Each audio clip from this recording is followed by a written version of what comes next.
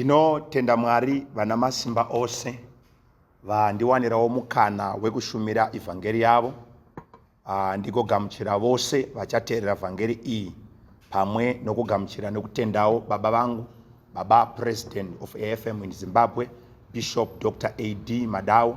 Mwari akuitire zvakanaka, akuropafadzei pamwe na overseer wangu, overseer G Muzarurwi. Ndinoitwa evangelist T Muvimbi, ndinobva kuHarare West Province.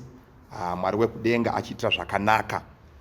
Regai panguva ino ndiverengerewo shoko raMwari kubva kutsamba yakanyorwa naJohn, 1 John chapter 5 kubva pa4 kusvikira pa5.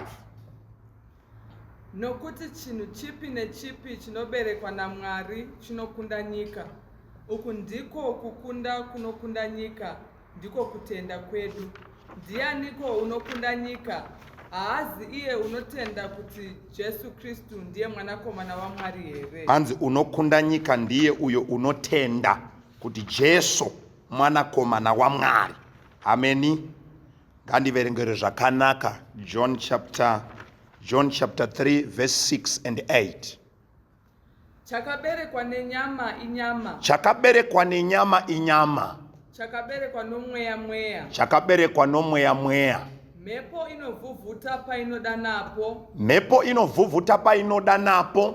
Unonzwa izwi rayo. Unonzwa izwi rayo. Asi hauzivi painobva nepainoenda. Asi hauzivi kwainobva nekwainoenda. Mumwe nemumwe wakaberekwa nomweya wakadaro. Mumwe nemumwe akaberekwa nomweya akadaro. Wakaberekwa nomweya unofananidzwa nemhepo. Wakaberekwa nomweya uri kunzi haagoni kumishwa.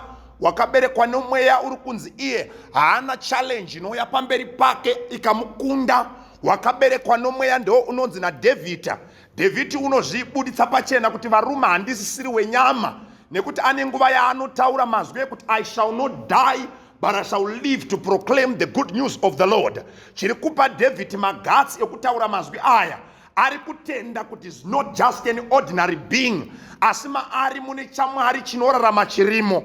Zvandoda mangwanani ano kuti ndishumire pamusoro petitle yandati iyo chakaberekwa nomweya chinokunda nyika. Nyika icharamba iri zvairi, nyika icharamba ine muyedzo, nyika icharamba ina machallenges, nyika icharamba ine zvakawanda zvainazvo zvekurwadzisa, zvainazvo zvekuchemedza. But nyasha kune uyo achagamuchira Kristu, nekuti pakugamuchira evhangeri yaKristu, Kristu hauye ega anouya nepackage inonzi mweya mutsvene. Kristu hauye ega anouya nepackage inonzi Mwari Baba vekumusoro kudenga, nekuti Mwari vanzwisisa kukundikana kwemunhu nokuremerwa kwemunhu. Vakatuma mwanakomana wavo Jesu kuti vagadzire ukama hutsva nemunhu. Pari kuzonzi ipo chakaberekwa nomweya chinoberekwa sei nomweya? Chinotanga chanzwa vhangeri. Chanzwa vhangeri chobatwa neyatinoti conviction. Yatiri kuti conviction ndo kubvuma kuti ini ndega handigone, asi uyo aparidzwa anogona kundidarika. Ndo iri kutaurwa naJohn chapter 3 kuti for God so loved the world that he gave his only begotten son, that whosoever believe in him should not perish but have eternal life. Ndo iri kunotaurwa zvakanaka kuti kuna vose vakamugamuchira vakapiwa simba rekuti vanzi vana vaMwari. Havana kupiwa mota, havana kupiwa dzimba, asi vakanopiwa identity, vakanopiwa simba rekuti vanzi vana vaMwari. Kureva kuti kana wava mwana waMwari hauchakundwi. Mwana waMwari haakundwi namachallenges. Mwana waMwari haachemedzwe namasituations, nekuti masituations kunyanga akauya, nekuti Job anga akaberekwa pamweya. Masituations ese akauya akamusiya achitenda kuna Mwari, akamusiya asina kutuka zita raJehovha. Masituations akasimuka mukati meupenyu hwemurume anonzi Josefa. Kunyanga akavengwa namadzikoma, kunyange madzikoma akamukanda mugomba, gomba harina kugona kubvisa. Chomweya chakaiswa pamusoro pake, gomba harina kugona kumubvisa parudo rwaMwari Baba. Kunyanga aenda atengeswa namadzikoma madzikoma, haana kutora ruvengo rwokutengeswa. Kunyange ari pamaPotifa, maakavengwa namai Potifa, vakamurongera dhende rapera, unoenda kujeri, asi haana kugona kuchinjwa. Pfungwa dzake chakaberekwa nomweya, kunyange chikarwadziswa hachitsive, nekuti Josefa apa nzvimbo yakanaka. Haana kutsvaka mai Potifa kwavaigara, haana kutsvaka kwaigara madzikoma kuti amarwadzise, asi ave pamusoro anoita zvakanaka. Ndinorevei mangwananano? Ndinoreva kuti kunyange takarwadziswa, ndinoreva kuti kunyange takapinda masituations osati takapinda nawo, vakaberekwa nomweya havadzorere, vakaberekwa nomweya havadzorere, vakatumwa kuzorunga nyika. Nyika paisina munyu, ivo ndo munyu wenyika. Nyika paisina chiedza, ivo ndivo chiedza. Vakaberekwa nomweya vakafanana naJesu, akarohwa mpama haadzorere. Vakaberekwa nomweya vakafanana naJesu, simba inaro ari pamuchinjikwa, anobayiwa parutivi, asi haadzorere. Chakaberekwa nomweya chinokunda nyika, china masolutions ekudenga. Ndinofara naJosefa, ndicharamba ndidzokera kwaari. Mai Potifa vamisa pamuedzo wokuda kumuita murume. It was a shortcut yokumusimudzira, it was an enzyme yokumusumudzira, asi akachengeta kutenda. Akachengeta kutenda nei? Nekuti munhu akanga akaberekwa nomweya. Hanzi vakaberekwa nomweya havarespekte majurawo avana vevanhu, vakafanana naJabhezi. Zvaoma vanongoti Mwari kudzaiwa maguta. Vakaberekwa nomweya vakafanana naDhavhidhi, vanonochinja nhoroondo yamadzibaba.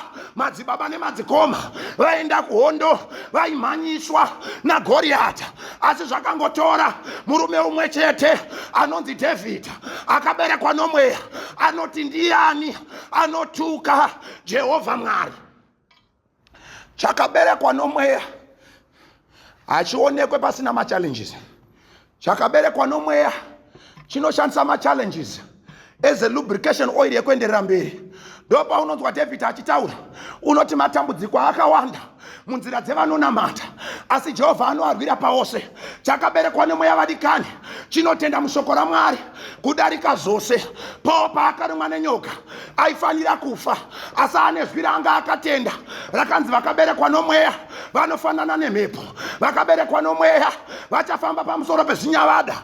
Vakaberekwa nomweya havaurayiwe nevaroyi. Vakaberekwa nomweya panyika ino makangogara, makamira zuva rakuya kuzotorwa, asi musati matorwa kugarika ndekwenyu, asi musati matorwa rugare nderwenyu. Nekuti pandakaverenga pana John 17, Jesu anonamata achiti, Baba vari panyika asi havasi venyika. Handinamate kuti muvabvise, asi kuti muvachengete. Varipo panyika ipapo, kureva kuti takamirira Jesu.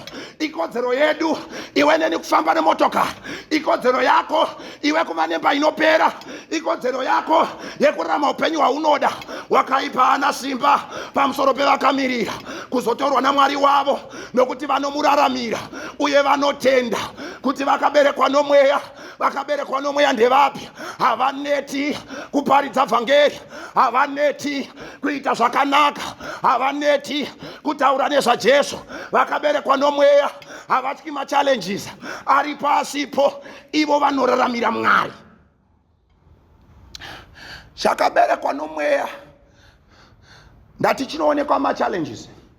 Bhaibheri rinoti sezvazvakanga zvakaita pamazuva aNoa, kureva kuti mufaro haisi kuzobviswa, icharamba iripo kuti vanoda Mwari varatidze zveshuwa kuti vakamugamuchira akavapa simba. Simba rei rekukunda zvakaipa? Simba rei rekukunda manomano ewakaipa? Simba rei rokuita zvakanaka against all odds?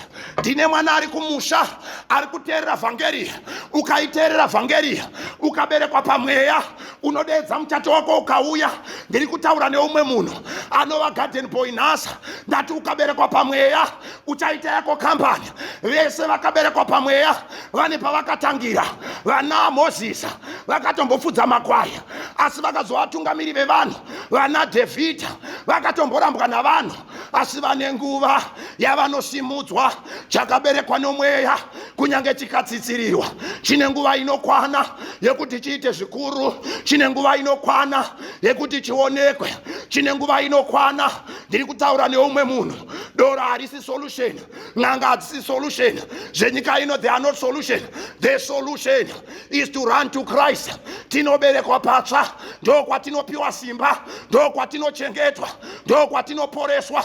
Chakaberekwa nomweya chinorayira hosha dzichienda.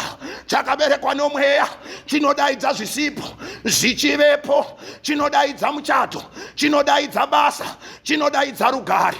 Mwari vakuitirei zvakanaka, Mwari vakuropafadzei, Mwari vakubatsirei, Mwari vatipe simba ravakapa Ezekiel pamupata wemapfupa. Tose tiberekwe patsva, tione kubwinya nekunaka kwaMwari zvisina kuonekwa nameso kana kunzwikwa nenzeve. Zvakagadzirirwa chete vakaberekwa nomweya kuti vatasve mabhiza avo varanda vachiburukapo. May God bless you. Mwari akuitirei zvakanaka, Mwari akuropafadzei. Have a beautiful day. Munyasha dzaMwari gore rino tinokunda nekuti taberekwa patsva nomweya.